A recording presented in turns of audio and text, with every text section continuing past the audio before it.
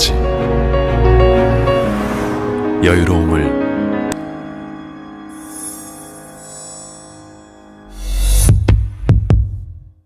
어디에 이런 집 없을까? 자연과 함께하는 당신만을 위한 특별한 집. 합리적 가격으로 고객의 부담을 덜어주는 이동식 목조주택 전문회사 성심건업. 예, 오늘도 뉴스탑10이 자랑하는 뉴스 고수 네 분과 함께합니다.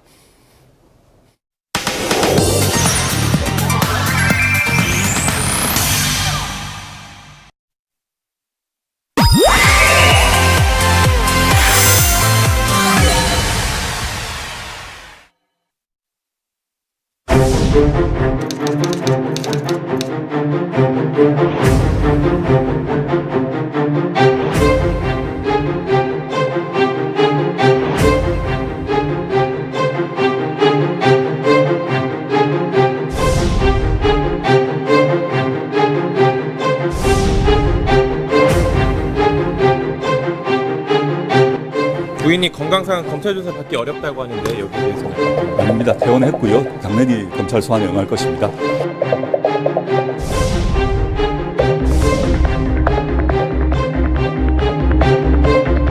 말과 행동이 다르고 자기 애는 챙기고 말은 멋있게 하고 이런 사람이 되어버렸습니다. 그 질책 당연히 받아야 된다고 생각하고요.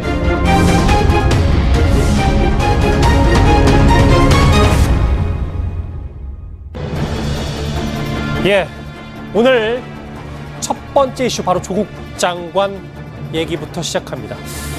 이슈 여기부터입니다. 5위 가족 모임이 대책회의였냐? 예, 오늘 서울중앙지검 현관에는 이렇게 노란색 테이프로 만든 새 포토라인이 생겼습니다. 이번 주 이 포토라인에 서게 될 사람, 조국 장관의 부인 정경심 교수가 될 것으로 보입니다. 부인이 건강상 검찰 조사 받기 어렵다고 하는데 여기에 대해서는 어떻게? 아닙니다. 퇴원했고요. 당연히 검찰 소환에 응할 것입니다. 이렇게 오늘 서울중앙지검의 포토라인, 노란 테이프로 세모 모양의 포토라인이 설치가 됐어요. 유현정 의원님. 네. 이번 주 소환이 되긴 되나 보죠? 네, 아마 그렇게 될 가능성이 높아 보입니다. 박근혜 전 대통령 이후에 저 포토라인을 다시 보게 되는 것 같습니다. 이 포토라인을 하는 것은 서울중앙지검에 출두를 할 때 기자들이 이제 사진 촬영을 위해서 이제 설치해 놓은 어떤 임의적인 장치인데, 사실 검찰도 어떤 면에서 보면 이걸 뭐 내부적으로 인정을 하는 것 같은 상황 같아요. 이 포토라인을 설치했다는 의미는 1차적으로 일단 공개 소환을 한다라는 의미거든요. 예. 만약 공개 소환을 하지 않으면 사실 기자들이 서울중앙지검 전체를 뺑 돌아서 사실 24시간 어떤 면에서 기다릴 수밖에 없습니다. 맞아요. 그런 어떤 그 불편을 감수하기 위해서 사실 이제 이렇게 포토라인을 설정을 하고 여기 출두하면 이 자리에서 기자들의 질문을 받게 되는 상황 같습니다. 아마 이제 기자들이 이렇게 설치한 것은 아마 이제 소환이 임박했다는 신호 같아요. 특히 이제 대통령이 지금 해외에 나가셨지 않습니까? 오늘 또 압석이 있었고, 그렇다고 한다면 아마 빠르면 이번 주 목요일이나 또 금요일쯤에 소환하지 않겠다는 것이 서초동 일부의 견해인 것 같습니다. 목요일이나 금요일 소환이다. 말씀처럼 관심은 비공개냐 공개냐, 어떤 방식으로 정경심 교수가 검찰에 소환될 것이냐는 겁니다. 관련 목소리 듣고 오시죠. 네, 일부에서는 제 가족들과 관련된 수사 때문에 추진하는 정책으로 오해하시는 분이 있습니다. 저와 무관하게 이미 추진해온 법무부의 정책을 이어받아 마무리한다는 점 분명히 말씀드립니다. 오늘 논의되던 형사사건 수사공보 개선 방안은 관계기관의 폭넓은 의견 수렴을 거치고 제 가족을 둘러싼 검찰 수사가 마무리된 후에 시행되도록 하겠습니다. 소환할 때 뭐 비공개를 해야 된다라는 건 본인 가족 수사 이후에 하겠다고 했거든요. 그렇습니다. 그럼에도 비공개로 소환할 것이라는 관측이 많아서 정태현 변호사님은 어떻게 보십니까? 결국 이제 피의자를 공개 소환할지 비공개를 할지 여부는 피의자의 이제 인권과 국민의 알 권리 두 개의 서로 충돌하는 헌법상 권리를 어느 것을 우선할 것이냐는 것인데, 지금 정경심 교수의 경우에는 단순히 개인이 아니고 법무부 장관의 부인이거든요.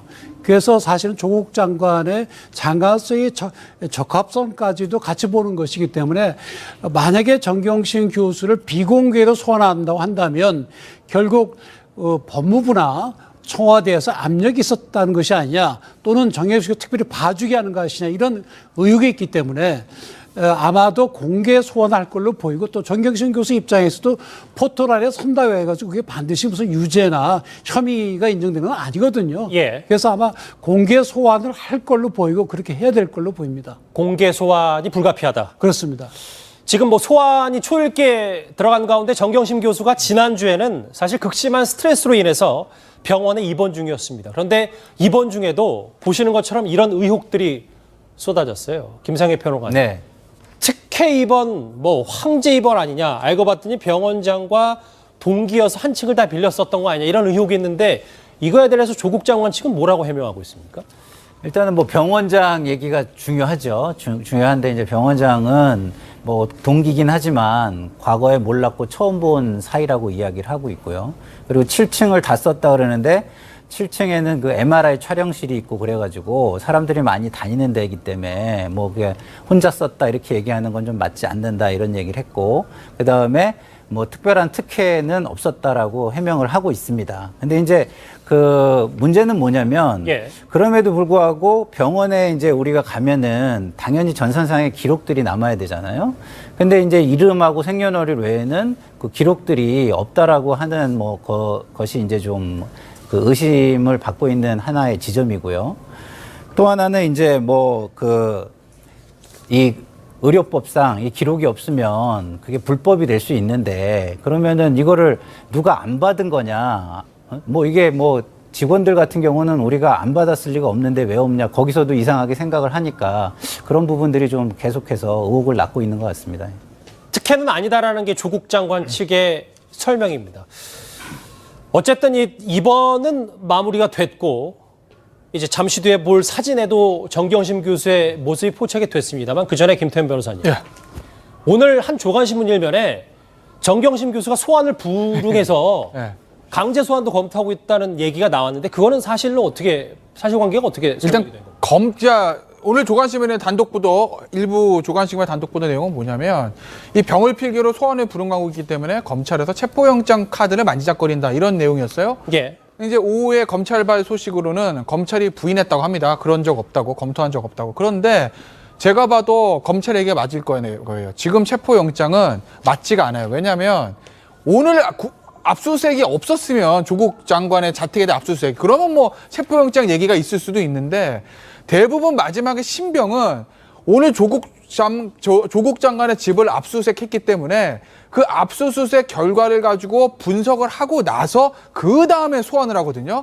그렇기 때문에 지난 주말에 체포영장 청구를 검토했다라는 건 오늘 아침에 조국 장관의 집을 압수수색한 걸로 봐서는 그거는 맞지 않는 얘기고, 그리고 어차피 지금 변호인을 통해 가지고 일정을 조율하고 있는 상황이기 때문에 병 때문에 조금 며칠 좀 미루겠습니다라고 해도 그 정도를 가지고 검찰에서 체포영장 청구하지는 않습니다.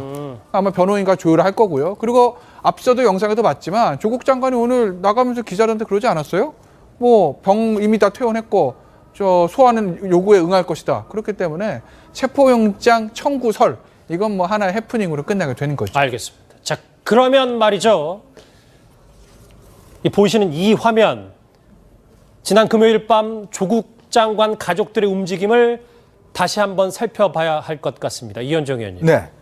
금요일 밤에 조국 장관 그리고 입원을 마치고 집으로 돌아온 정경심 교수, 딸, 아들, 이 가족 모임이 대책회의 아니냐라는 분석이 참 많았습니다. 뭐 가족들이 사실 집에 모이는 거야 뭐 당연한 거 아니겠습니까? 근데 지금 조국 교수의 부인인 정경심 교수는 일단 병원에 입원하고 있었고요. 그래서 아마 조국 장관이 모처에 가서 이제 같이 데리고 왔다고 이야기를 하고 있고, 또 이제 딸 같은 경우는 현재 부산에 있는 걸로 알려져 있습니다. 부산 의전에 다니니까 아마 딸도 지난주 월요일 날 검찰에 소환돼 조사를 받았거든요. 지금 아들 같은 경우는 지금 이제 들어와 있는데 조사를 받았는데, 특히 이제 이날 같은 경우는 조국 장관이 오전에는 의정부지검을 방문해서 검사들과의 대화를 나눴던 시간입니다. 그리고 또 지금 보면 정경심 교수의 지금 소환이 임박해 있는 상황이고, 또 지금 검찰 수사가요, 좀 묘한 게 오늘 그 압수수색 한 데를 보면 아들의 지금 그 학교, 지금 이 로스쿨을 가려고 지금 지원을 하고 있거든요. 그렇죠. 예. 근데 거기를 한 3군데나 압수수색을 했어요. 자, 그런 걸 보면 지금 이제 이 문제가 단순히 조국 장관의 딸과 부인 문제가 아니라 또 아들 문제까지도 확대되고 있는 것 같아요. 자, 그런 상황에서 보면 아마 전체적으로 이 부분에 대한 이제 좀 이야기를 한 것 같고, 아무래도 이제 지금 마지막으로 사실은 이제 압수수색이 안 된 데가 조국 장관 집과 그리고 조국 장관 가족의 스마트폰입니다. 이 두 가지만 남고 대부분은 지금 압수수색이 됐거든요. 아마 그렇다고 한다면 가족들이 어떤 임박해오는 검찰의 수사에 대비해서 어떤 이야기를 나눴던 것이 아닌가, 뭐 그런 추정은 가능할 것 같습니다. 그 한 언론이 포착한 저 가족 회의, 가족 모임 사진은 시사하는 바가 참 많아서요. 당시에 온 가족이 모였던 그날은 조국 장관 아침부터 참 분주했었습니다. 의정부지검에서 검사와의 대화를 첫 테이프 끊었던 그날이었습니다. 장관님 일가 수사에 관련된 얘기도 나왔나요? 뭐 살짝 나왔습니다. 네. 뭐 어떤 식으로 나왔는지 혹시? 네, 그건 뭐 나중에 말씀드리죠. 당시에 가족 모임이 있었고 오늘의 압수수색까지. 잠시 뒤에 이제 본격적으로 그 압수수색 얘기를 해보기 전에 사진 한 장을 좀 볼게요. 오늘 자유한국당이 네. 최고위원회를 할 때 네네. 긴급하게 메모가 들어갔습니다. 물론 뭐 이따 어느 정도 수준까지 알았는지가 중요하겠지만 야당조차 전혀 모르는 압수수색, 오늘 얼마나 긴박했는지 알 수 있는 사진이네요. 그러니까 뭐 야당이 모른 것보다 더 놀라운 거는 이제 여당이 모르는 것 같은 거죠. 왜냐하면 이제 이해찬 대표께서 그 최고위원회에 들어가기 전에 언론에다가 뭐라고 얘기했냐면, 한 달간 검찰이 조사를 했는데 결과가 별로 없어서 난항을 겪는 것 같다. 그리고 진실이 별로 없어 보인다. 뭐 이런 말씀을 하셨거든요. 그러니까 이런 얘기를 하고 바로 압수수색이 들어간 걸 보면, 압수수색이라는 게 뭐 어느 정도의 그 증거나 혐의점을 가지고 영장을 청구해야 가능한 것인데, 그런 걸 보면은 여당도 잘 몰랐다. 굉장히 그 은밀히 이게 이루어졌다. 이렇게 볼 수밖에 없는 것 같습니다. 알겠습니다. 가족 모임이 대책회의다. 지난 금요일 포착된 사진으로 첫 번째 이슈 문을 열어봤습니다. 다음 주제, 오늘의 핵심으로 넘어가 보겠습니다. 주제 같이 확인해 보시죠.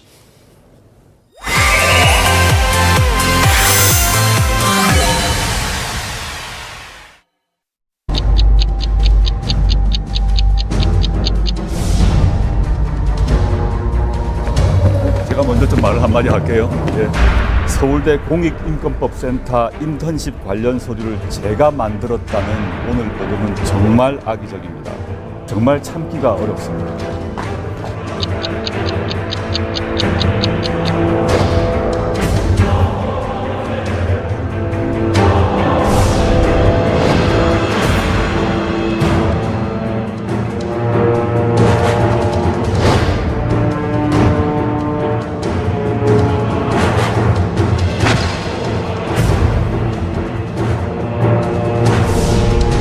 당국대 그 교수님과 저는 전화번호도 모르고 연락도 한 적 없습니다. 그 장 교수님의 아이 역시 제가 이름도 모르고 얼굴도 모릅니다.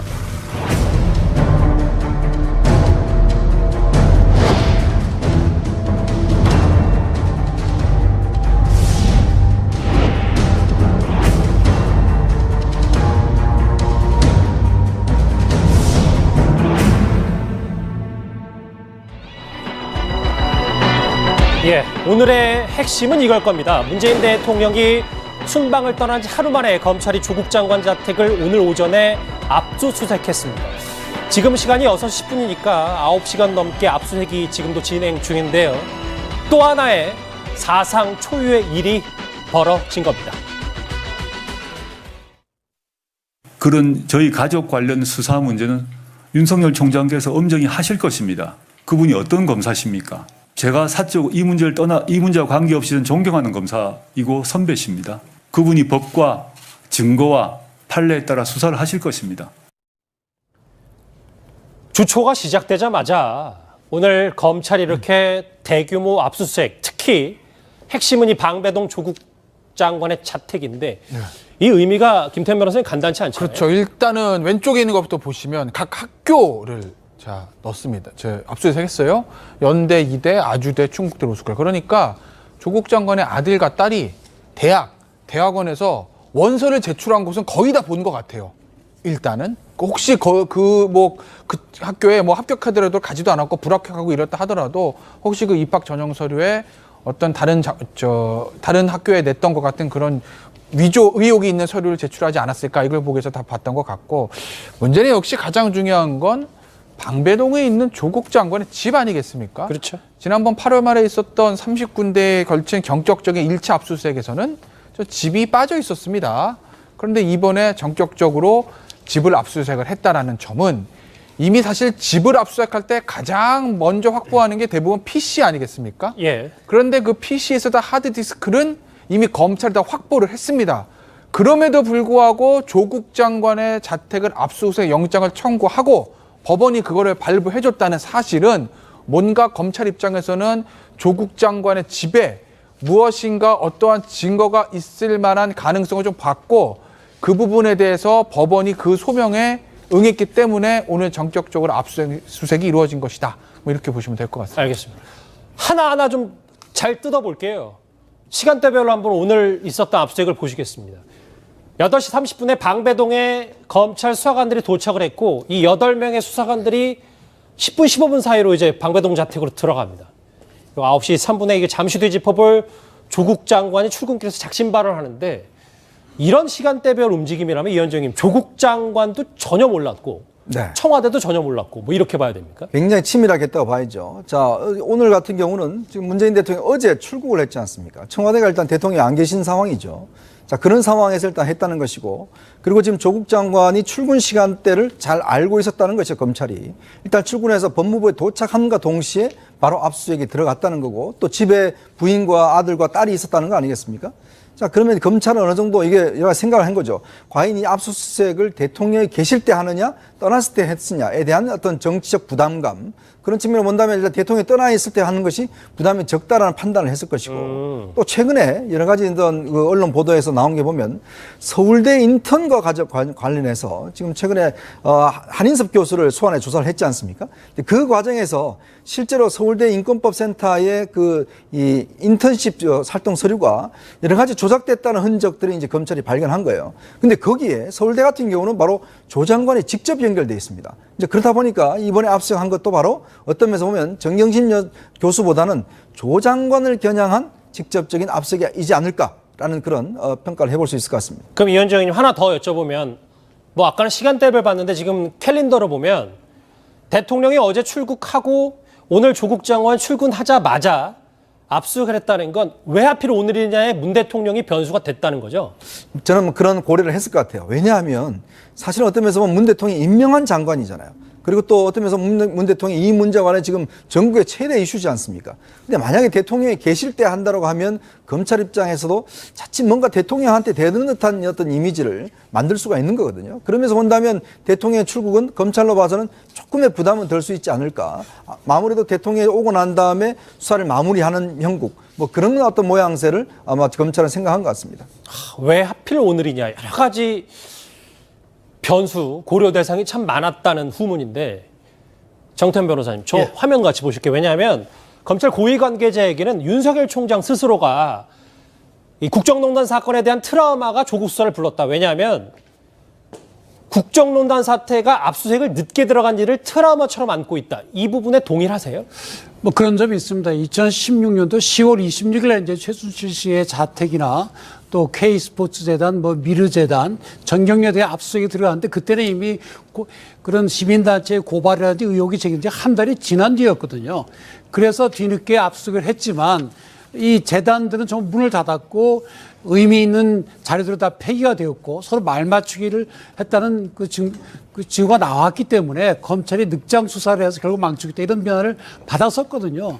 그래서 이번에 이제 그런 지난번 최순실 트라우마 때 그것 때문에 한 걸로 보이는데 사실 개인적으로 볼 때는 이게 일반적인 피의자라고 하면 진작에 주거지에다 압수수색에 들어갔어야 되고 휴대폰에 대한 압수수색도 들어갔어야 됩니다. 그렇지만 당사자가 법무부 장관의 후보이고 법무부 장관이기 때문에 미뤄졌는데 지금 압수수색이 됐다는 것은 제 생각으로는 아마도 윤석열 팀에서는 어느 정도 수사를 하고 이제 마무리 단계에 들어간 것이 아닌가 그런 의심이 들거든요. 왜 그런가 하면 지금 조 장관의 집에서 나올 수 있는 게 많지가 않거든요. 하드디스크 1개 정도하고 뭐 업무일지 정도인데 그런 거에서 어떤 새로운 증거를 찾아야 되는 것도 의미가 있지만 예. 어느 정도 이제는 수사가 마무리가 돼서 정경심 교수는 물론 조국 장관에 대해서도 상당히 혐의를 입증할 정도 자신이 생 것이 아니냐 그런 생각이 드는 거예요. 특히 이제 압수영장이 발부된 걸 보면 더더군다나 그렇거든요. 그런 점에서 뒤늦었지만 검찰이 자신 있게 이제 압수수색을 한 것으로 보입니다. 그러니까 말씀처럼 김태현 변호사님, 예. 검찰이 청구한 압수수색 영장을 법원이 발부했다. 이것도 좀 시사점이 있는 것 같아서요. 이게 왜 그러냐면 예. 원래 구속영장과 다르게 압수수색 영장은 웬간하면 많이 발부를 해줍니다. 어허. 웬만하면 잘 발부해요. 그런데 만약에 첫 번째 있었던 8월 말에 있었던 30군데 압수수색에서 조국 장관의 자택에 대해 압수수색 영장을 청구했더니 법원이 발부했다 하면 뭐 그러려니 하면 됩니다. 뭐 주거지 압수수색은 수사의 기본이니까요.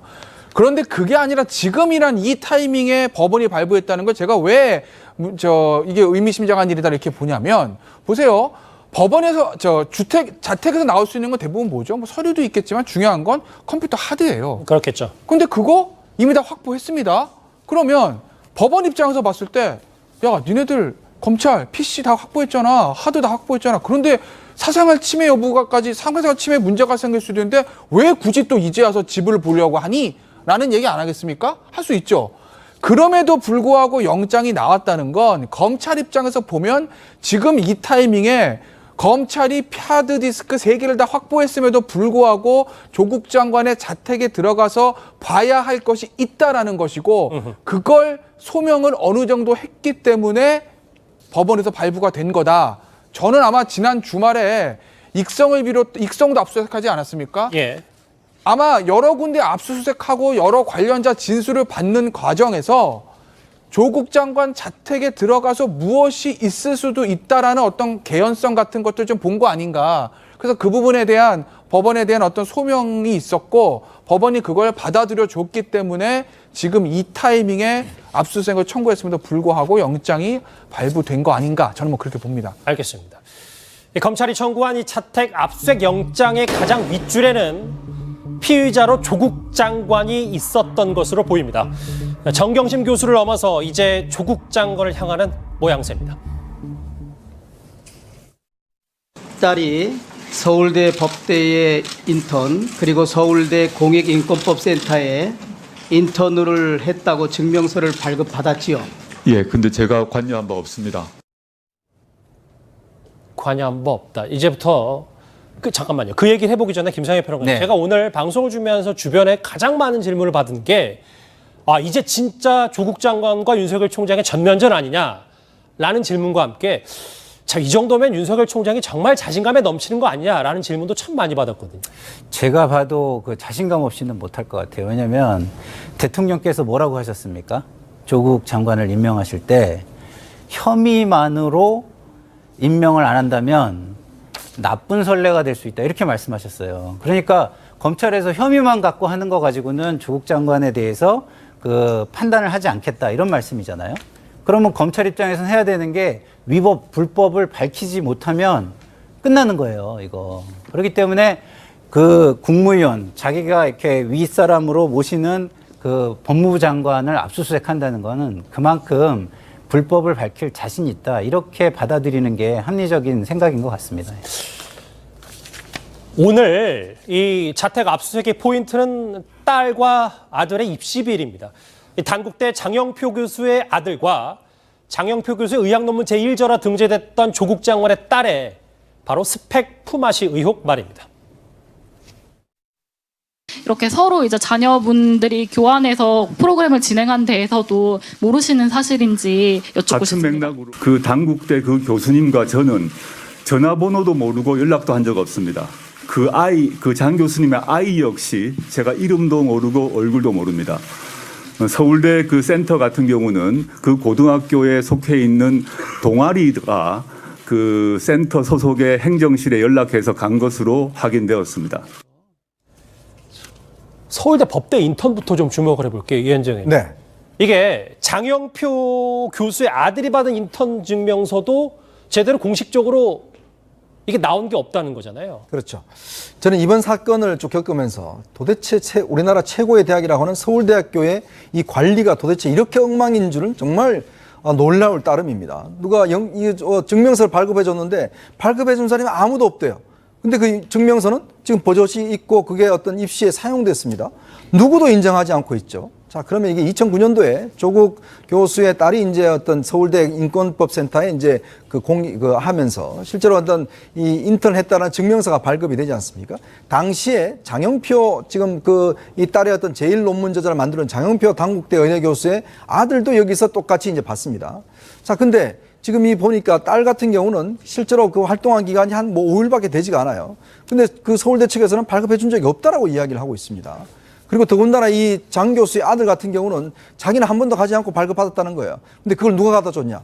바로 조국 교수의 딸이 학교에 갖다 줬다는 거예요. 이렇게 쓰라고. 근데 자기는 그 검찰 조사에서 전혀 발급받은 적이 없다라고 지금 이야기를 하고 있거든요. 또 하나는 이 아들도 똑같은 학교에서 그걸 받았는데 문제는 이 아들이 받은 것은 인턴 예정 증명서입니다. 예. 근데 이 증명서 내용이 보면 그동안 서울대에서 발급했던 28명의 발급서와는 전혀 다른 양식이에요. 맞아요. 예. 그리고 그동안 보면 서울대가 고등학생에 대해서 한 번도 발급해 준 적이 없어요. 그런데 지금 조국 교수는 우리 자식들이 가서 발급받았습니다 이야기를 하고 있고 한인섭 교수는 지금 발급한 적이 없다라고 이야기하고 서울대 인권법센터는 이런 거 발급해 준 적이 없다라고. 도대체 누가 발급해 준 겁니까? 도대체 누가 아무도 발급해 준 사람이 없는 증명서가 어떻게 대학 입시에 버젓이 사용됩니까? 서울대학교 정말 답변해야 됩니다. 근데 저는 더 궁금한 게 김태현 변호사님. 예. 서울대는 이 인턴 증명서 발급한 적이 없다 그러잖아요.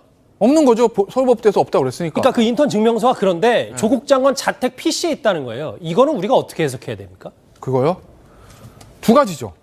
하나는 컴퓨터를 통해서 동양대 표창장 위조하듯이 위조했거나 두 번째는 서울대학교에서 뭔가 착오로 예. 발급을 했는데 서울대학교에서 아직 착오로 발급하지 않았다고 얘기하고 서울대학교에서 발급한 예를 들어서 그 인턴 증명서를 파일로 보내줬거나 이메일 등을 통해서 두 가지 중에 하나 아니겠어요?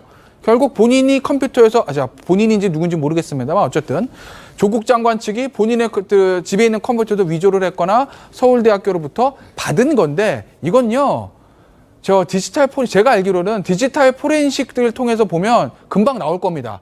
이메일을 통해서 받은 거를 저장을 한 건지 아니면 그 파일에서 작업을 해서 저장을 한 건지 이건 아마 그 파일의 경로라든지 이런 것들을 보면 디지털 포렌식 기법으로 충분히 밝혀낼 수 있다고 저는 보고 예. 그랬기 때문에 오늘 아침 이제 동아일보 보도를 보면 조 장관 PC에서 위조됐을 가능성이 현재로서는 조금 높아 보이는 건 사실입니다. 물론 아직까지 단정은 할 수 없지만요.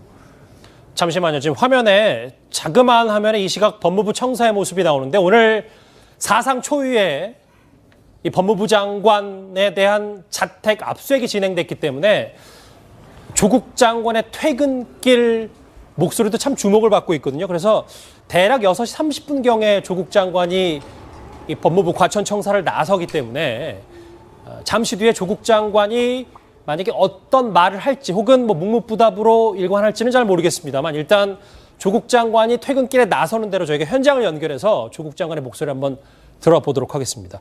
정태현 변호사님, 네. 다시 잠깐 돌아오면 그러니까 검찰은 조국 장관이 이 인턴 증명서 위조를 묵인한 정도의 수준이 아니라 딸과 딸의 친구 아들, 딸의 친구 이 증명서를 위조하는데 직접적으로 뛰어들었다 이렇게 보고 있는 것 같더라고요. 그렇습니다. 우리 김 변호사의 말씀대로 거기서 이제 발견됐던 파일이 어떤 파일이나 중요한데 예를 들어 그 스캔한 PDF 파일이라고 한다면 아마 원본을 받아서 거기에 뭐 카피해 넣을 수가 있죠. 왜 그런가 하면 대학에 지원할 때 온라인으로 하는 경우는 그냥 파일을 보내고 나중에 원본 확인하지 않습니까? 그런 PDF 파일인지 아니면 포렌식을 통해서 그 컴퓨터에 작성이 된 것인지가 밝혀질 걸로 보이는데 만약에 그 컴퓨터에 작성이 된 것이 명백하다면 그거는 조국 장관 말고는 할 사람이 누가 있겠습니까? 그 식구들 외에는. 예. 그런 점에서는 조국 장관이 나는 잘못이 없다. 왜 내 컴퓨터에서 그게 나왔는지 모르겠다고 설명하기 쉽지가 않게 되는 겁니다. 직접 위조 가능성도 있다. 그럴 가능성을 배제할 수가 없죠. 알겠습니다. 자, 그런데 오늘 오전에 검찰이 방배동 자택의 압수수색을 본격적으로 시작했을 즈음 조국 장관은 오전 9시 23분 법무부 출근길에서 작심한 듯 이 한마디를 했습니다. 같이 한번 들어보시죠. 제가 먼저 좀 말을 한마디 할게요. 예.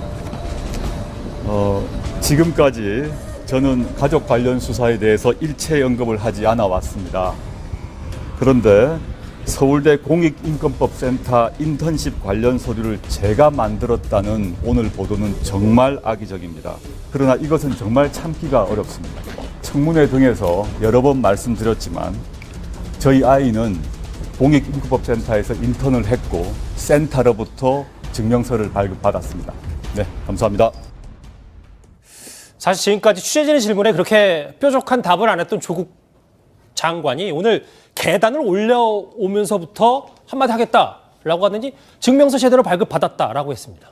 그러니까 그 정도 말씀을 하시려면 제가 볼 때는 좀 구체적인 해명을 해주시면 참 좋았을 거다 이런 생각이 듭니다. 왜냐하면 이게 문제가 어디서 비롯되는 거냐면 일반인들이 보면은 다 일반적이지 않거든요.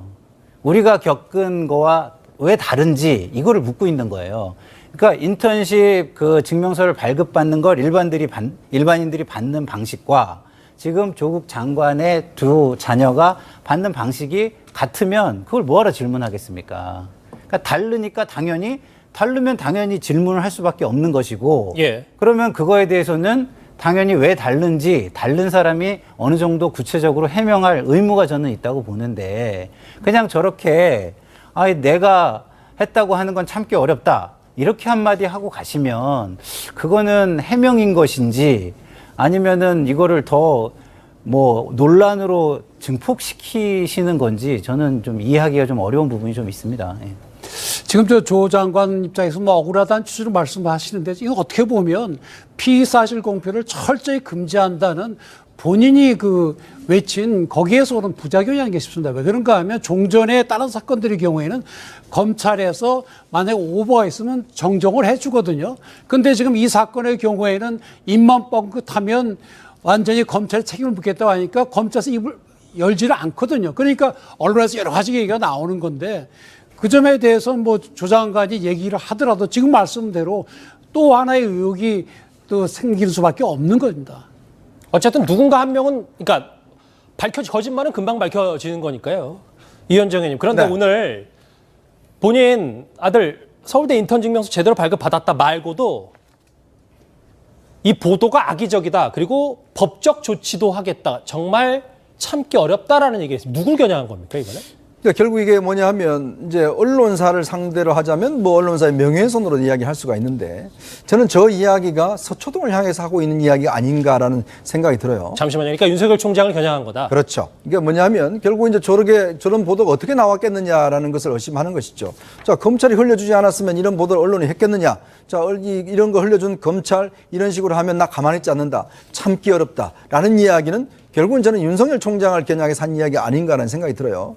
왜냐하면 지금 이 문제가 굉장히 민감한 문제입니다. 자, 조국 장관은 항상 하는 이야기가 뭐냐면 나에게는 위법이 없다는 사실 계속 이야기를 하고 있어요. 자, 부인은 기소되고 딸은 뭐 하더라도 나는 괜찮다라는 이야기를 그동안 어떤 철옹성을 쳐온 거거든요. 자, 그러면 대통령도 이야기했지 않습니까? 본인의 위법 사항이 발견되지 않았기 때문에 임명했잖아요. 그럼 이게 어떤 식으로 하냐면 잠시만요. 말씀 끌어 죄송한데 현장을 좀 가봐야 될 것 같습니다. 과천 법무부 창서에 조국 장관이 퇴근길에 나섰습니다. 같이 들어보실까요? 오늘의 압수수색에 대해서는 제가 특별히 드릴 말씀이 없습니다.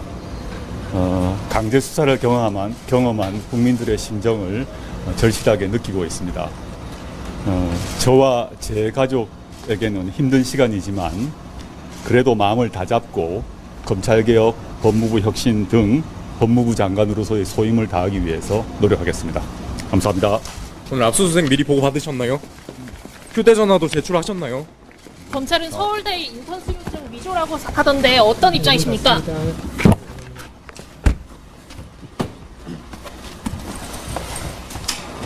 과천에서 다시 광화문으로 돌아왔습니다. 6시 30분에 정확히 퇴근길에 나선 조국 장관 한 두 가지 정도의 얘기를 한 것 같은데 이현정 의원. 네. 첫 번째는 압수수색에 대해서 국민적인 심려를 끼친 데 대해서 뭐 도의적인 책임을 좀 간접적으로 얘기하는 것과 함께 반면 검찰 개혁에 대해서는 소임을 다하겠다. 이거 어떻게 받아들여요? 그런 이야기를 했어요. 강제 수색을 당한 그 일반 국민들의 심정이 어떻겠는가를 느꼈다라고 이야기를 하지 않습니까? 예.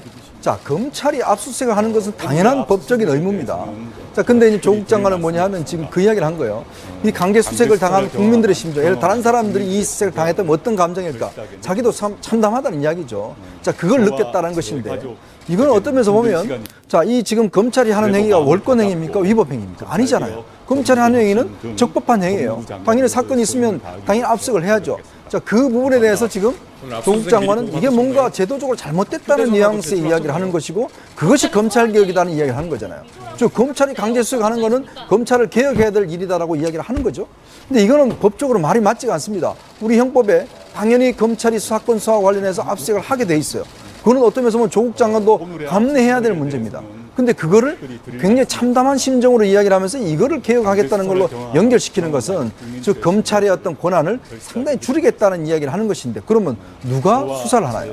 경찰이 수색하건 검찰이 수색하건 그건 범법이 혐의가 있으니까 당연히 압수하는 거 아니겠습니까? 근데 지금 조국 장관 이야기는 그런 것 자체가 문제다라고 이야기를 하는데 저는 솔직히 납득하기가 어렵습니다. 아니 뭐 검찰의 압수수색이라는 게 일방적으로 되는 게 아니거든요. 그 법원이 이제 압수수색 영장을 발부를 해야 되는 것인데 지금 조국 장관에 관해서는 이제 금융계좌 압수수색은 기각을 했다고 그렇게 알려지고 있어요. 그건 아직 이제 사실관계가 정확히 확인이 안 됐더라고요. 그런데 그렇다고 한다면 예를 들어서 그 금융계좌 추적이 허가가 안 되고 집에 대한 압수수색이 됐다고 한다면 그거는 어느 모로 보나 상당히 혐의가 소명이 된 거라고 봐야 되거든요. 다만 조국 장관 입장에서는 아까 그 말씀하신 대로 이젠 가족의 일이 아니라 공익인권법센터의 장을 또 한인섭 교수 다음으로 했지 않습니까, 이분이? 그렇다고 한다면 본인이 이제 문서 위조범으로 되는 거죠. 그러니까 아마 저렇게 이제 격렬하게 반응하는 것 같은데 법 절차는 뭐 그대로 따라야 되는 겁니다. 예.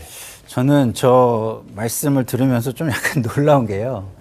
이게 이제 사상 초유의 사태잖아요. 그죠? 그렇죠. 그러면 그거에 대해서 좀 국민에게 좀 약간 사과를 하거나 송구스럽다고 이렇게 하는 그 자세가 저는 굉장히 중요하다고 보거든요. 왜냐하면 말씀처럼 네.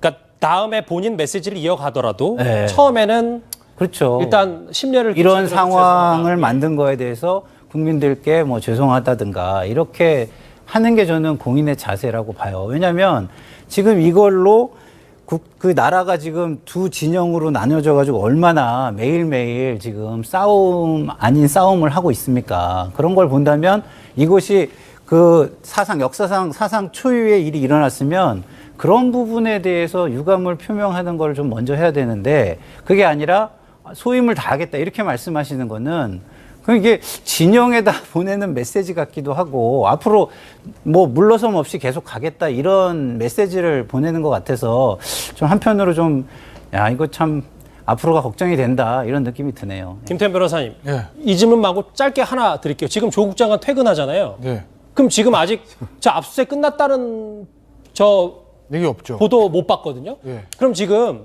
검찰 수사관 8명이 지금 방배동 자택에 있는데 네. 조국 장관은 퇴근을 해서 지금 뭐 과천에서 방배동까지 금방 갈 거 아닙니까? 2~30분이면 가잖아요. 딴 데 갈 수도 있죠, 뭐. 네. 아, 그렇습니다. 아니, 만약에 집에 가면 법무부 장관은 또 집에 있고 검찰 수사관들은 지금 압수수색 하고 있고 이거 압수수색에 대해서는 뭐 뭐든지 다 사상 초유지만 이런 광경도 벌어지는 거네요. 무슨 상관이요? 그냥 하면 되죠. 강제 수사를 경험한 그렇지 않습니까? 예. 장관이 뭐 어쨌든 지금 집이 압수수색 가는데 뭐 거기 영장에 예. 피의자를 정경심까지만 썼는지 조국까지 썼는지 알 수는 없지만 예. 어쨌든 본인이 피의자 또는 최소한 본인의 부인이 피의자인 상황 아니겠어요? 압수수색 대상입니다. 그런데 무슨 자기가 본인이 장관이라고 무슨 검찰 수사관한테 이래라 저래라 할 수 있겠습니까? 뭐 하겠습니까? 할 수 있는 상황이 아니죠. 그러니까 그냥 검찰 수사관은 조국 장관이 뭐 자택에 오던 딴 데를 가던 그냥 마무리 짓고 퇴근하면 됩니다. 아니, 뭐 그렇게 뭐 간단하게 되면 좋긴 한데 어쨌든 G라인의 수장이 법무부 장관이 네. 압수수색이 지금도 9시간 넘게 진행 중인데 또 차택이 돌아가서. 그러니까 예. 원론적으로 얘기하면 오늘 조국 장관 저녁 스케줄 어떻게 되는지 제가 알 수는 없으나 만약에 저녁 스케줄이 없어서 집에 가서 퇴근해서 저녁 먹어야 되는 스케줄이라면 조금 천천히 가거나 압수수색 영장 집행 다 끝나고 가는 게 맞죠. 알겠습니다. 모양새는 그게 좋은 거 맞습니다. 근데 그렇게 하지 않고 말씀하신 대로 김종숙 앵커의 우려 때문에 그런 것이거든요. 그렇게 하는 게 맞고 만약에 그게 아니라 설사 그냥 집에 들어가고 퇴근한다 하더라도 검찰 수사관들은 개의치 않고 영장 집행하면 된다는 이 얘기죠. 하나하나가 사상 초유의 일이기 때문에 여러 가지 장면들이 연출이 되고 있습니다. 김태현 변호사님 바로 하나 이거 여쭤볼게요. 왜냐하면 지금 이 인턴 증명서에 조국 장관이 정말 입시 비리의 주범인지 아닌지 이 한인섭 교수가 입을 열면 깔끔한 건데 입을 닫고 있어서 이게 또 좀 여기서 턱 막힌단 말이에요. 정확한 진술이 알려지지는 않고 있어요. 그러니까 지금 보면 잘 기억나지 않는다, 모르겠다라는 취지로 얘기했다라고 언론 보도가 있고 또 일부 언론 보도를 보면 한인섭 원장의 변호인의 입을 빌려서 확실한 건 한 원장 본인이 형사적으로 문제될 일은 없는 것이다. 이렇게 강조했다. 이렇게 보도가 돼 있거든요. 그렇게라고 보면 명백하게 어떻게 진술했는지는 알 수는 없으나 내가 찍었습니다. 제가 그걸 도장 찍었어요. 라는 말은 안 했을 가능성이 높아 보여요. 지금으로 봐서는. 그러니까 아마 한인섭 원장의 변호인이 한인섭 원장이 문제될 일은 없다. 이렇게 얘기한 건 아니겠습니까? 한인섭 원장이 찍었으면 본인이 이제 어떤 허위 공문서 작성죄가 되는 거예요. 본인이 명의이긴 하지만 실제로 인턴 활동이 없는데 찍었다고 하면. 그렇기 때문에 저 진술은 제가 봤을 때는 조국 장관에게 그리 유리한 진술로 저는 보이지는 않습니다. 사상 초유의 현직 법무부 장관 압수수색 그리고 그 전면전을 마다하지 않는 윤석열 총장 지금 서로 맞부딪히고 있습니다. 이거 짚고 다음 주에 넘어갈게요. 정태현 변호사님. 한 언론은 한 전직 분장검사의 말을 인용했습니다. 법원의 판단을 받을 때까지 물러나지 않을 가능성이 있어 보인다. 조국 장관이요. 그래서 일각에서는 조국 장관이 재판에 넘겨지고 문 대통령에게 임명됐던 조국 장관과 윤석열 총장이 동시에 옷을 벗을 가능성도 있다. 어떻게 보세요? 글쎄요, 우리 헌정사상 그 현직 장관이 기소된 일은 이승만 대통령 때 이명신 상공부 장관인가요? 그때 이제 기소가 됐던 걸로 기억이 나는데. 잠시만요. 거기까지 올라가야 됩니다. 그래서 그 뒤로 왜 그런가 하면 그 뒤에 이제 장관들은 전직 장관으로 기소가 됐고 전직 장관으로 구속이 되지 현직이 기소되거나 구속된 건 제가 전혀 기억을 할 수가 없고요. 근데 지금 조국 장관의 경우에는 뭐 본인이 계속해서 법원에서 다투겠다고 한다면 대법원 판결까지 이제 기다려야 되겠죠. 혹시 또 뭐 사태가 악화돼서 조국 장관에 대해서 뭐 구속영장 청구할 수 있는 것도 우리가 생각해 볼 수 있고. 하여튼 뭐 본인은 뭐 버티겠다고 한다면 물론 뭐 임명권자에게 달려있기는 하겠지만 그렇다고 한다면 참 이 법무검찰 개혁은 둘째치고 법무 분화가 제대로 돌아갈지가 굉장히 의문이고요. 또 조국 장관이 기소돼서 사표를 낸다고 하더라도 그렇다고 해서 윤석열 총장이 사임할 필요는 없는 거죠. 윤석열 총장은 지난번 박근혜 전 대통령에 대한 국정농단 수사할 때 그 마음이나 지금 정권에 문제점이 있을 때 수사하는 마음이나 똑같이 해서 국민으로부터 비밀을 받고 국민만 바라보고 수사를 해야지 무슨 그 조국 장관과 같이 운명을 같이 할 일은 아닌 것으로 보입니다. 조국 장관 일가의 수사 마지막 퍼즐인 오늘 자택 압수수색 얘기까지 해봤습니다. 현재도 진행 중입니다. 다음 주제, 이젠 조국 장관의 아들과 딸 얘기로 넘어가 보겠습니다. 주제 같이 확인해 봅니다.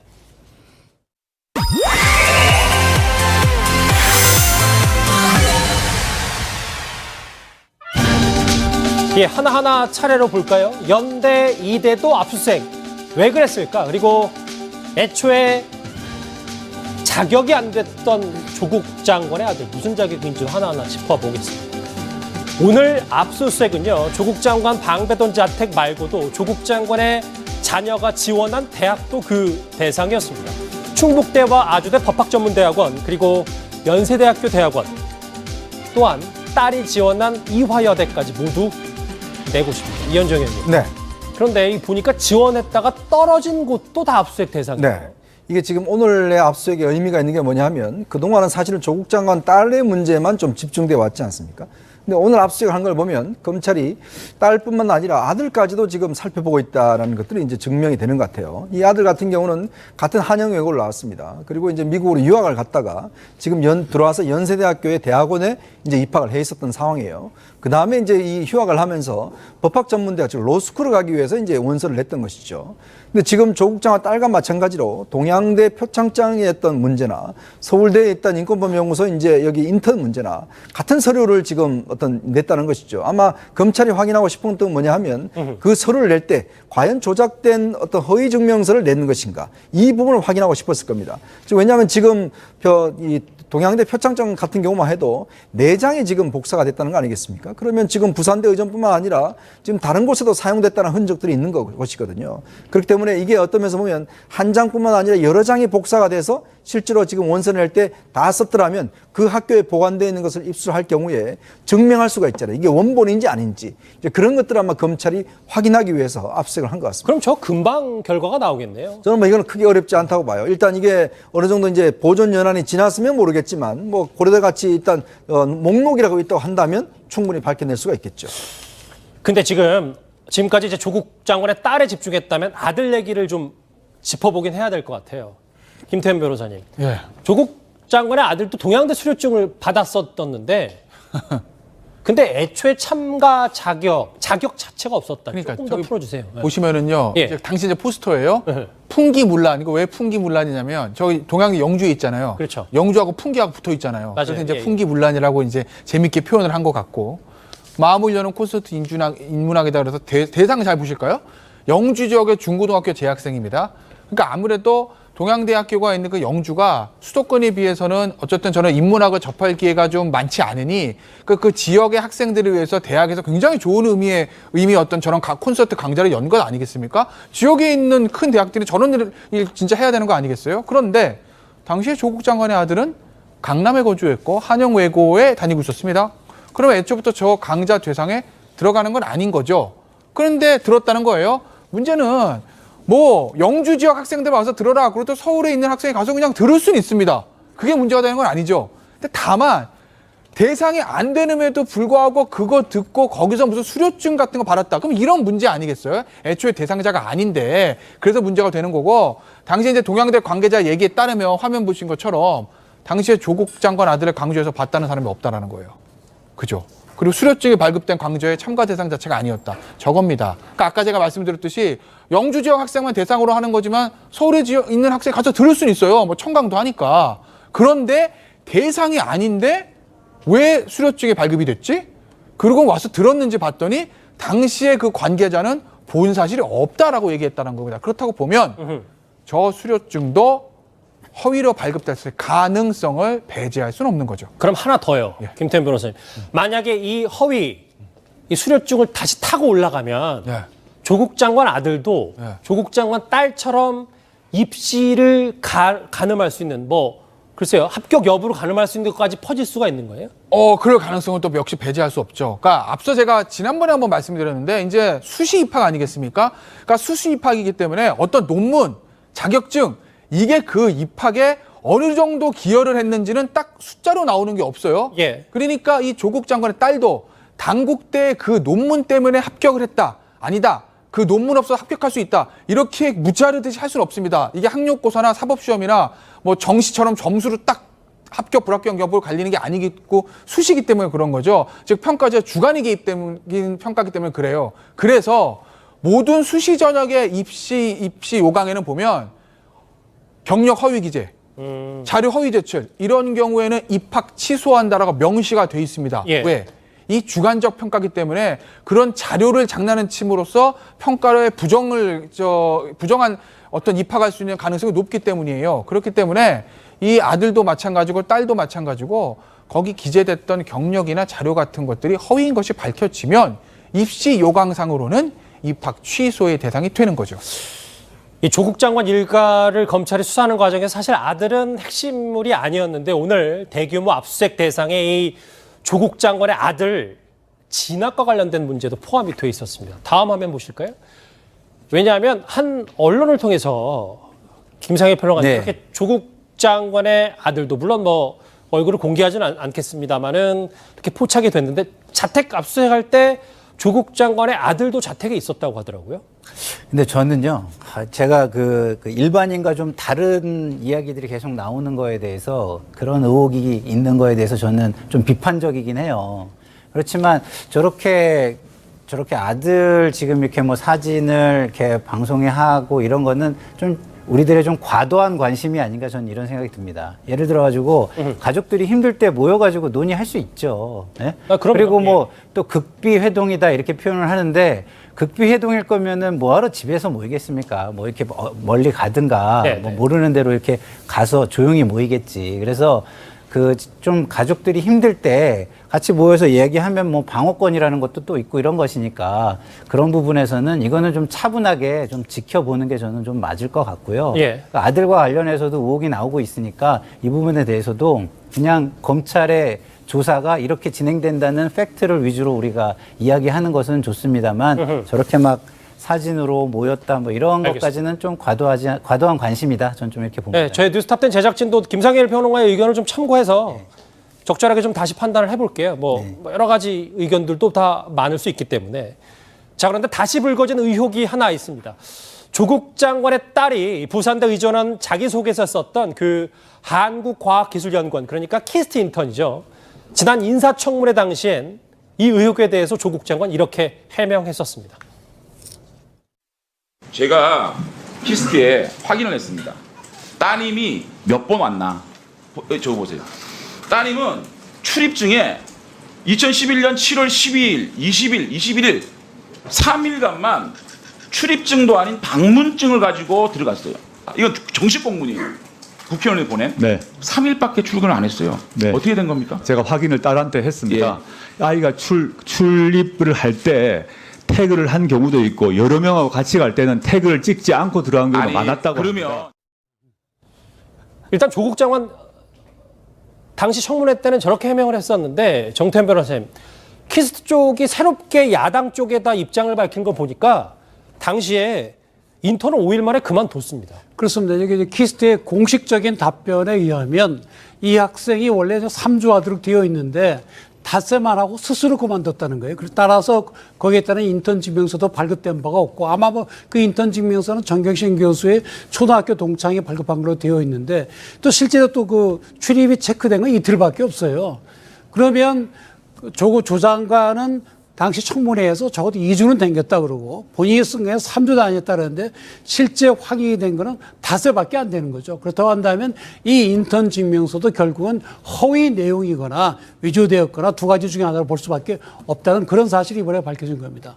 그런데 이제 5일 만에 중단된 것도 있고, 김상현 평론가님. 제가 볼 때는요, 저희 5일 만에 중단됐다는 게 5일을 나갔다는 건 아닐 것 같아요. 왜냐면 저는 좀 키스트를 좀 잘 아는 사람인데, 저기는 출입이 체크가 안 되고는 들어갈 수가 없어요. 그런 건 무슨 얘기냐면 5일이 지난 후에 중단을 통보했다는 것이지 5일을 나갔다는 건 아닌 것 같아요. 5일 중에 나간 건 이틀일 가능성이 많은 거죠. 그리고 조국 장관께서 딸의 이야기를 듣고 자꾸 말씀을 하시는데 딸의 이야기보다 공식적인 기록, 공공기관의 이야기, 이거는 만약에 잘못하면 처벌받을 수 있는 거기 때문에 그게 더 정확하다고 봐야 되기 때문에 그런 것에 근거해서 말씀하셔야지 딸한테 물어봤더니 이렇다 이걸로 답변하는 거는 공인으로서는 저는 부적절해 보입니다. 그러니까 닷새도 다 채우지 못했을 수도 있다.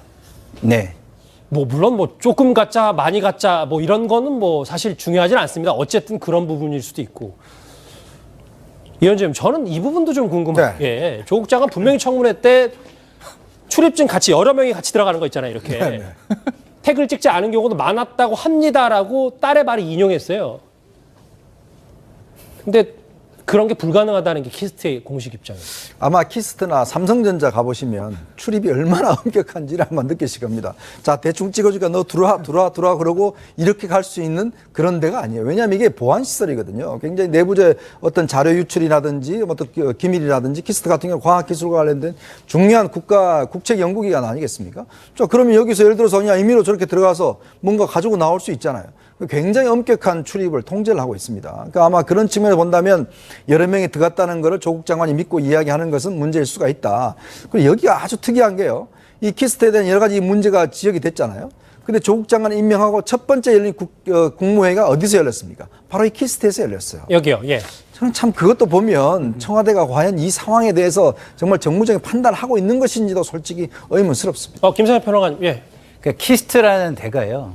국가 주요시설 각급이고요. 국방부에서 정하는. 그리고 국정원에서 정하는 국가보안시설 각급이에요. 그렇기 때문에 저게 만약에 가능하다고 하면 키스트가 징계받아야 되는 사안입니다. 예. 그 말씀을 좀 드리고 싶네요. 원래 국방부급이라는 말씀이시죠? 국방부에서도 주요 시설 각급이고요. 국정원에서 얘기하는 보안 시설로도 각급이에요. 지정이 돼 있습니다. 원래 국방부도 출입 기자 아니면 들어갔을 때 한 20분 걸리거든요. 그 절차 홍문 옆에 가면요, 키스트, 카이다, 뭐 다 국가 중요 시설이 다 있습니다. 굉장히 출입이 다 엄격합니다. 그러니까 출입증 듣고 뭐 같이 따다다다 가는 거는 사실 쉬운 일이 아니다. 그게 사실이면 징계해야 됩니다. 저 기관 경고하고. 예. 그래서 일단 그렇게 키스트가 입장을 밝힌 건지도 모르겠어요. 예. 김태현 변호사님, 네. 이 주제 정리를 해볼게요. 왜냐하면 그러시죠. 키스트 활동에 대해서 다음 화면을 같이 보실까요? 지금 안 했다는 거잖아요, 사실. 그런데 조국 장관의 딸이 자기 설계서에 이 분야를 상당히 구체적으로 적었습니다. 이제 보면은 수시가 이제 자기소개서란 게 뭐 시험 보는 게 아니라 쉽게 얘기 지필고사가 아니라 뭐 이런 다양한 활동했으니까 저는 의사가 될 수 있어요. 요거 하는 거거든요. 그러니까 대학교 1학년, 2학년 때 여러 활동을 쓰는데 1학년 활동에 다 저 키스트에서 했던 저 얘기만 썼다는 거예요. 거기 주로. 근데 실제로는 저 기간이 대학교 2학년 기간이라는 것이거든요. 그런데 1학년에다 썼어요. 실제로는 2학년 기간에 했는데 뭐 5일이든 이틀이든 간에 2학년인데 1학년 왜 그랬을까 봤더니 당시에 저 조양이 2학년 때 해외 아프리카 어디 의료봉사 가는 게 있었답니다. 예. 그 키스트에 활동했다라는 그 활동 증명서에 있는 기간과 의료봉사하는 기간 이렇게 겹친다는 거죠. 그거 동시에 할 수가 없잖아요. 키스트 갔다 아프리카 갔다가 분실술 쓰는 것도 아니고. 그러니 2학년 때는 아프리카 의료봉사 내용만 쓰고 이 키스트 내용은 의료봉사 내용은 1학년 키스트에서 연구했던 내용 1학년 때 쓴 건데 그러니 이거 두 개를 다 하기 위해서 의료봉사도 써야 되고 키스트도 써야 되니 키스트를 2학년 때 한 며칠 했음에도 불구하고 1학년 때 한 것처럼 옮겨서 쓴 거 아니냐라는 의혹이 일고 있는 거고 그렇게 된다면 저 자기소개서도 허위인 거죠. 애초 이 동양대 수료증 자격도 안 됐다는 아들 얘기 그리고 오늘 자택 압수수색과 함께 자제들의 지원 대학까지 파헤친 검찰 얘기 정리를 해봤습니다. 다음 주제 이번 조국 의혹의 핵심인 사모펀드 얘기로 넘어가 보겠습니다. 주제 같이 확인해 봅니다.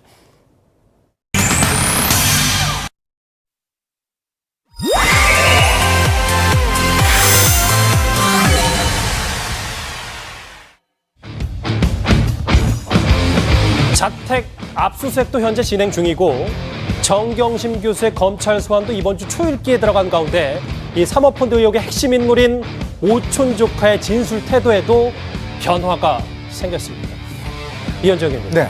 이 오촌 조카가 최근에 정경심 교수가 이 펀드의 실소유주다라는 검찰 진술을 한 것 같더라고요. 그러니까 이게 검찰 수사라는 게 사실은 이제 어떤 인신을 구속하잖아요.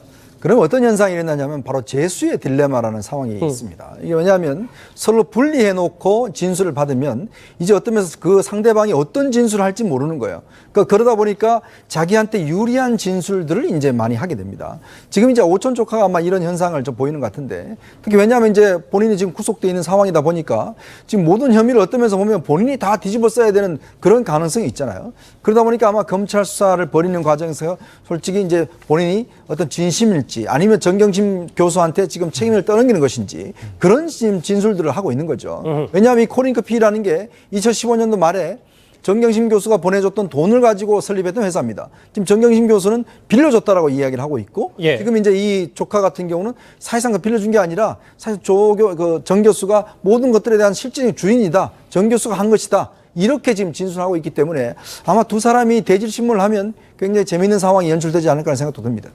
대질신문 얘기를 하셨는데 이런 얘기까지 나왔어요. 저 알려진 바로는 김태현 변호사님. 예.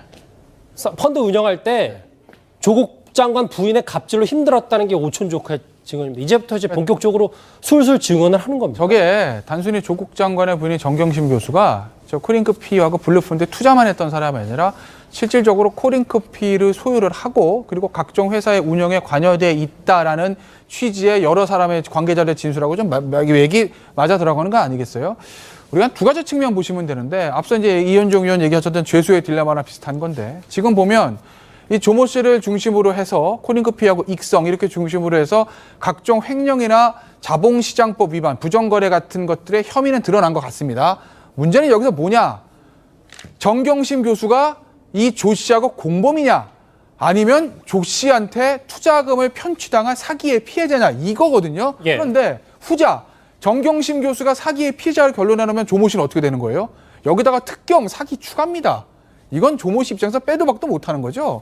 그렇다고 보면 조모 씨 입장에서는 지금 정경심 교수하고 조국 장관을 보호해줄 입장이 아니다. 잘못 보호하다가는 본인의 이 특경 사기죄까지도 뒤집어쓸 수 있다는 거 하나 있고 두 번째는 여러 관련자들의 진술이 있을 뿐만 아니라 아마도 이 한추의 김모 씨를 통해서 입수했던 하드디스크에 어마어마한 양의 물증이 있을 가능성이 높다. 검찰이 그런 것들을 들이대면서 얘기를 하면 조모 씨 입장에서도 입이 열리지 않을 수밖에 없는 거죠. 갑질 얘기를 잠깐 우리가 했는데 박지훈 변호사 다음 화면이 준비가 돼 있나요? 예, 같이 보시면 이 조국 장관의 처남이잖아요. 그렇죠. 코링크에서 수익이 안 난다. 2차 전지 사업 매출이 왜 오르지 않냐. 이 남매가 얘기한 게 맞습니다. 이 정경심 교수의 실질적인 입김이 처남이 이렇게 돈을 받게 한 거 아니냐라는 게 검찰이 그렇게 주목하는 것 같아요. 요거가 왜 중요하냐면 결국은 자본시장법 위반이 되려면 투자자가 아닌 운영자 내지 실질적으로 운영했던 사람이어야 됩니다. 검찰은 그렇게 아마 가기를 그림을 공소하기를 바라고 있고요. 자금을 800만 원이 갔다는 거, 월 200 갔다는 거, 그 자금은 출처는 파악한 걸로 보입니다. 이 자금 왜 갔느냐고 했을 때 그 답변을 이제 이 조모 씨, 오촌 조카 조모 씨 입장에서는 본인이 좀 피해 나갈 방법을 좀 찾기 위해서 그래 좀 진술했을 가능성도 배제할 수 없습니다. 실제로 금액이 간 거는 맞고 간 거에 대해서 동기를 대는데 갑질이라고 해가지고 본인이 갑질을 해가 이게 갑자기 운용자가 되는 건 아니거든요. 정말로 갖고 그 돈이 제대로 그 금액이 맞는지 운영할 만한 실소유자한테 갈 만한 돈이 맞는지 이 부분을 밝히는 게 검찰에 이제 공소 유지하려면 가장 중요한 부분이라고 보입니다. 알겠습니다. 김성현 평론가님, 저하고는 이걸 같이 보실까요? 네. 일부 언론에서는 코링크는 조국 펀드의 저수지라는 표현까지 나왔어요. 그러니까 지금 처남, 부인, 이거는 지금 연결고리는 다 검찰이 밝혀낸 어느 정도 밝혀냈다고 저희도 인지를 하고 있는데. 네, 그렇습니다. 조국 장관이 이거에 대해서 얼마나 알았는지 여부가 핵심이면. 그게 핵심이죠. 근데 그 포인트가 2차 전지다. 네. 문재인 정부 중점 사업이다라는 얘기를 우리가 어느 정도까지는 알아야 되는 겁니까?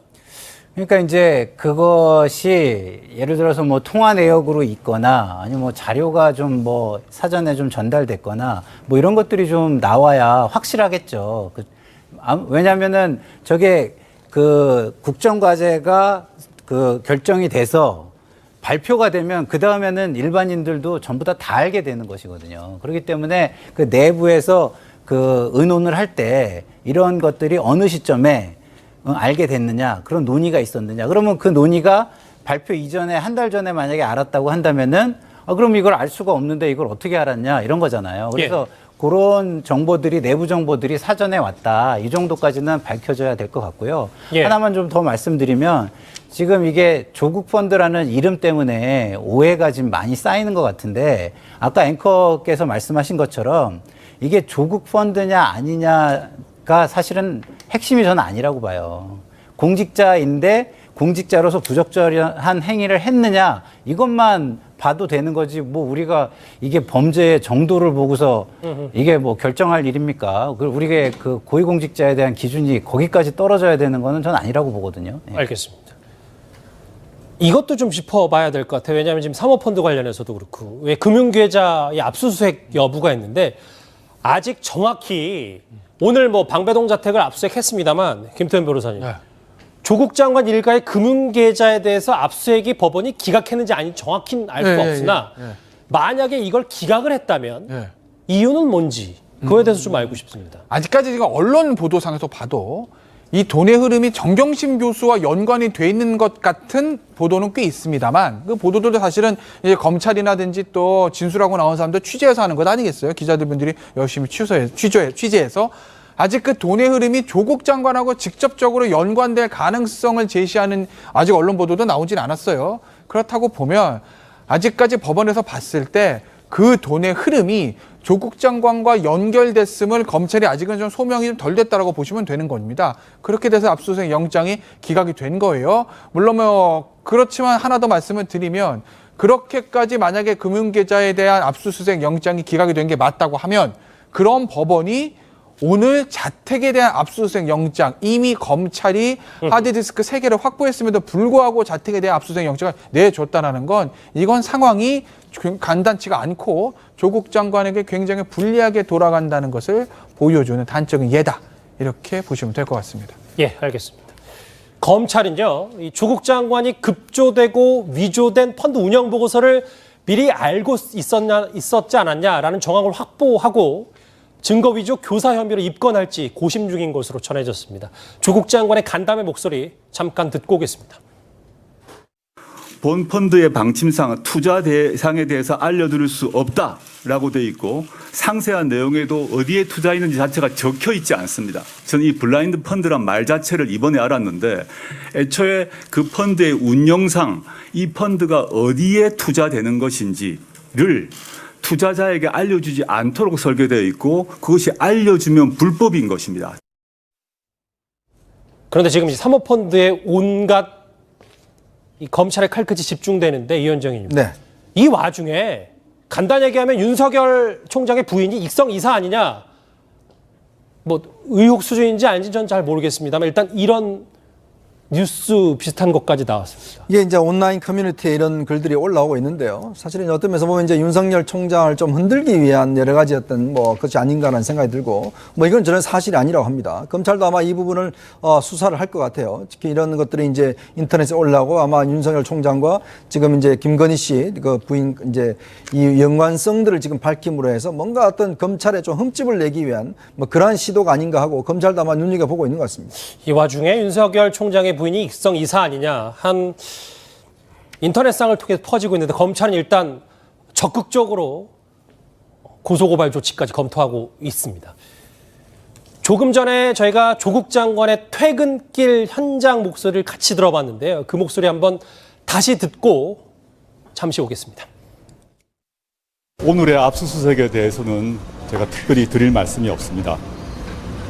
강제 수사를 경험한 국민들의 심정을 절실하게 느끼고 있습니다. 저와 제 가족에게는 힘든 시간이지만 그래도 마음을 다잡고 검찰개혁, 법무부 혁신 등 법무부 장관으로서의 소임을 다하기 위해서 노력하겠습니다. 감사합니다. 오늘 압수수색 미리 보고 받으셨나요? 휴대전화도 제출하셨나요? 검찰은 서울대 인턴 수료증 위조라고 하던데 어떤 입장이십니까? 30분 전에 퇴근길 인터뷰 여러분과 같이 듣고 왔고요. 다음 주에 넘어가기 전에 오늘의 실시간 댓글도 함께 만나보겠습니다. 살아있는 권력에 칼을 대는 것이 진정한 검찰개혁이다. 윤석열 총장을 지지하는 댓글 있고요. 검찰개혁의 적임자는 조국뿐이다. 압수수색 여부와 관계없이 검찰개혁은 조국 장관 해야 된다. 이제서야 자택 압수수색 너무 뒤늦은 거 아니냐. 벌써 증거인멸 다 했겠지. 아하, 뭐 지금 계속 퐁당퐁당해요. 이제까지 나온 게 없으니까 이제서야 다 뒤지고 있는 거 아니냐라는 윤석열 총장에 대한 지적도 있고요. 마지막인가요? 지하철도 우르르 못 들어가는데 키스트 보안시설에 한 명이 찍고 우르르 가는 게 정말 말이 되느냐. 상식적인 지적, 댓글까지 나왔습니다. 자, 조국 장관의 관련된 의혹도 쉼없이 달려오고 있는데 이번에는 이제 정치권 이슈로 넘어가 볼 차례입니다. 주제 같이 확인해 보시죠.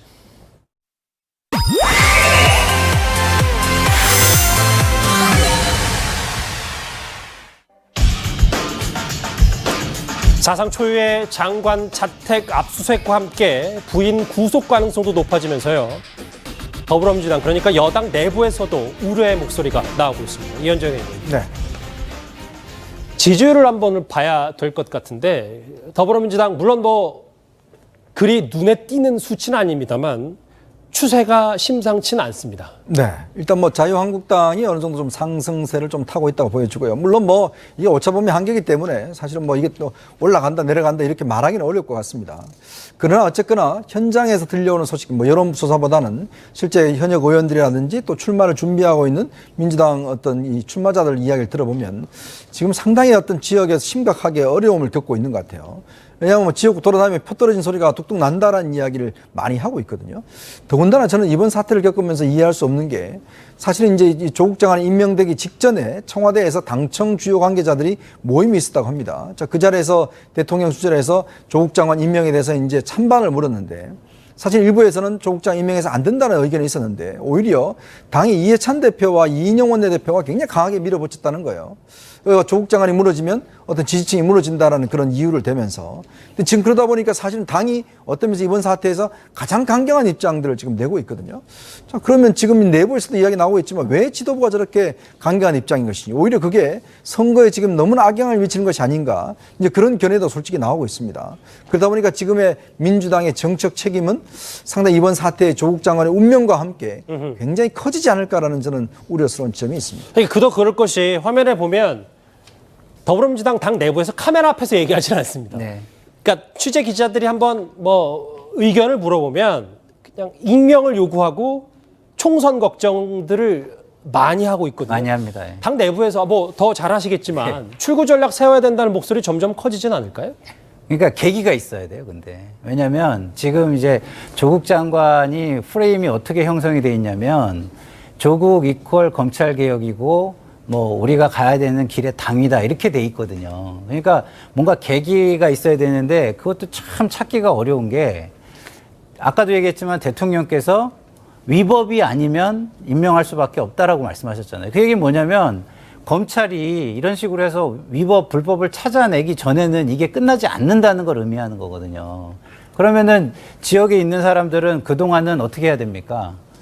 저처럼 이렇게 선거에서 조금 자유로운 사람 말고는 조국 장관을 비판하기가 굉장히 어렵습니다. 근데 그게 딜레마가 되는 게 선거 때 상대방 후보가 아니 조국 장관에 대해서 이런 게 아무 문제 없다고 얘기한 사람이 지금 이렇게 나와가지고 출마하면서 그게 진보의 가치냐 한번 얘기해봐라 이런 질문에 직면하면 후보로서 지역에서 굉장히 어렵겠죠. 이게 호남이나 일부 지역을 빼고는 제가 볼 때는 선거가 어려워지는 국면인 것은 좀 지역의 현장을 도는 총선을 앞둔 후보들한테는 그 피부로 와닿고 있는 상황이라고 저도 듣고 있습니다. 자, 이렇게 공교로운 시점에요. 한 보수 성향 유튜브 채널에서 임종석 전 비서실장의 메시지로 추정되는 내용이 공개가 됐습니다. 좀 주목해 볼 만한 부분이 있어서 한번 같이 들어보실까요? 이제 조국 임명된 다음에 이런 카톡을 보냅니다. 검찰 개혁을 위해서 잘된 일이라 생각됩니다. 막상 어제 임명되고 나니 시원합니다. 오전 11시 48분에 이분이 이제 임종석한테 보낸 거죠. 근데 임종석이 한 2시간 정도 뒤에 답장을 이렇게 보냅니다. 하하, 난 거꾸로인데. 난 국민 여론을 받아주는 게 좋았다는 생각, 젊은이들 위로해주고. 이게 무슨 말이냐? 나는 조국이 임명된 거 반대했다라는 겁니다. 이거는 조금 신중하게 접근할게요. 그럼에도 저희가 한번 같이 마주 본 게 이 SNS 메시지, 김태현 변호사님, 이 SNS 메시지가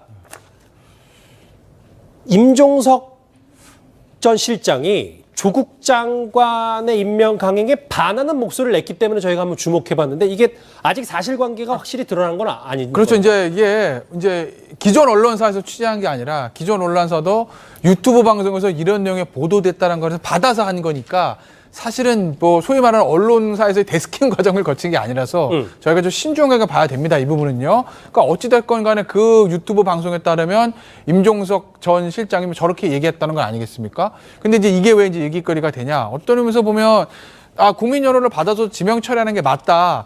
저건 사실 앞서도 봤지만 비문 의원들 중에서는 저런 얘기들을 많이 하는 것 같아요.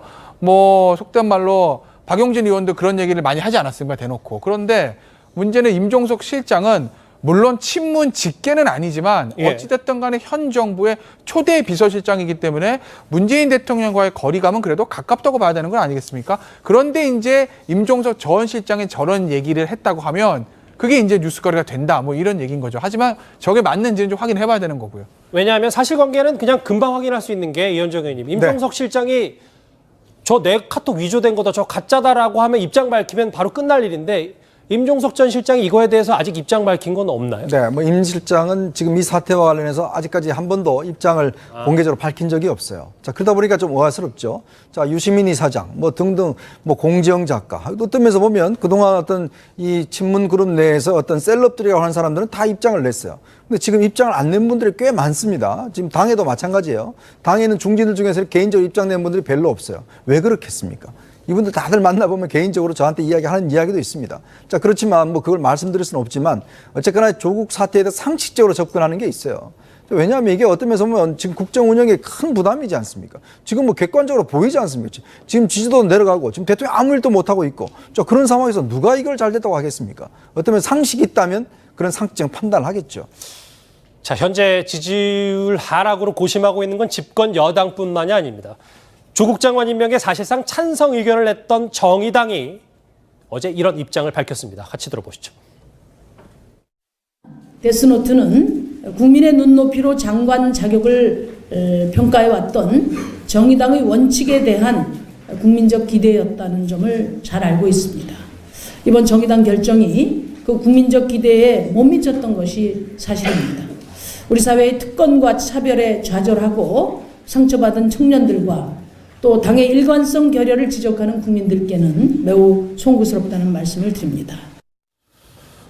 국민적 기대에 못 미쳤던 것이 사실이다. 조국 장관 임명에 대해 정의당이 이런 입장을 밝혔습니다. 네, 눈에 띄게 떨어졌어요. 정의당이 뭐 6%, 7%대를 계속 유지했었는데 1.6%가 떨어진 건 상당히 많이 떨어졌다고 봐야 되겠습니다. 결국은 사실상 임명을 동의하고 찬성했던 또 정의당이 데스노트라고 많이 알려졌잖아요. 그 데스노트를 작동하지 않았던 그거에 대한 어떤 지지율의 반영이 아닌가라고 생각이 들고 그러다 보니까 심상정 대표도 그 부분에 대해서 지금 얘기를 좀 한 걸로 보입니다. 아마 정의당 입장에서는 결국은 뭐 그거를 갑자기 동의했던 뭐 찬성했던 걸 철회하진 않지만 국민들 기대에 못 미치는 이 부분은 대해서는 그래도 그나마 송구스럽다는 표현을 지금 한 것입니다.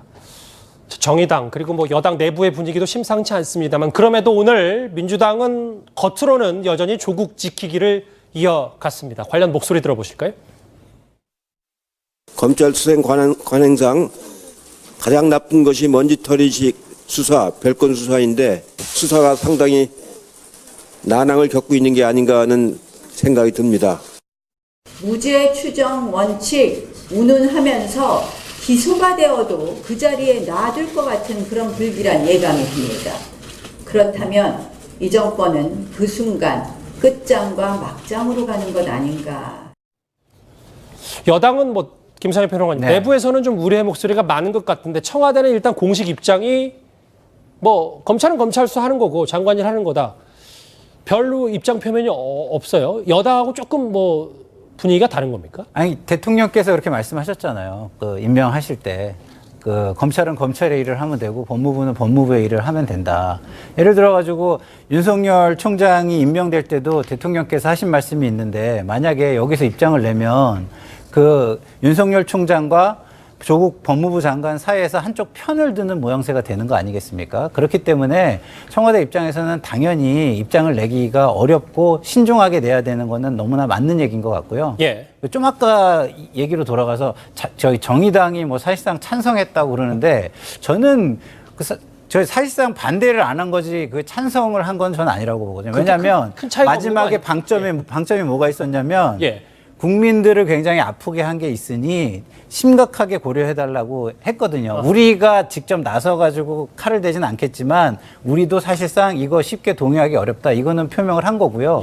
그게 좀 약하다고 생각하기 때문에 심상정 대표가 지금 굉장히 개혁 전선에 큰 싸움이 일어나고 있기 때문에 우리가 그 선택을 유보한 거에 대해서 좀 송구스럽게 생각한다라고 그만큼 사과도 한 사실 거죠. 피부에 안 와닿으니까 저희가 진짜 정의당이 도대체 무슨 입장인지를 잘 몰라서 그러는 것도 있잖아요. 뭐 그거는 맞지만 그 내부에 또 사정도 있는 것이니까요. 예. 알겠습니다. 조국 장관과 관련해서 저희가 정치권의 반응까지 쉼없이 달려와 봤는데요. 다음 주제 분위기를 좀 바꿔보기 전에 오늘의 실시간 검색어 짧게 한번 만나보고 넘어가 보도록 하겠습니다. 오늘 낮과 밤이 똑같다는 추분, 가을의 문턱에 온 것 같습니다. 소설가 공지영 씨가 계속해서 이 검찰 윤석열 총장을 비판하고 범여권의 결집을 호소하는 이제 글들을 올리고 있고요. 이 실시간 검색, 우리가 조국이다 라는 얘기까지 좀 실시간 검색으로 계속 상위권에 있습니다. 이 얘기 오늘 새벽에 들려온 소식인데 이 얘기 다음 주제로 바로 만나보겠습니다. 분위기를 좀 바꿔보죠. 했습니다. 제3회 인턴 활동 증명서 관련 단독 보도는 잠시 뒤 뉴스웨이에서 확인하실 수 있습니다. 네, 오늘 뉴스탑10 준비한 소식은 여기까지입니다. 여러분 고맙습니다.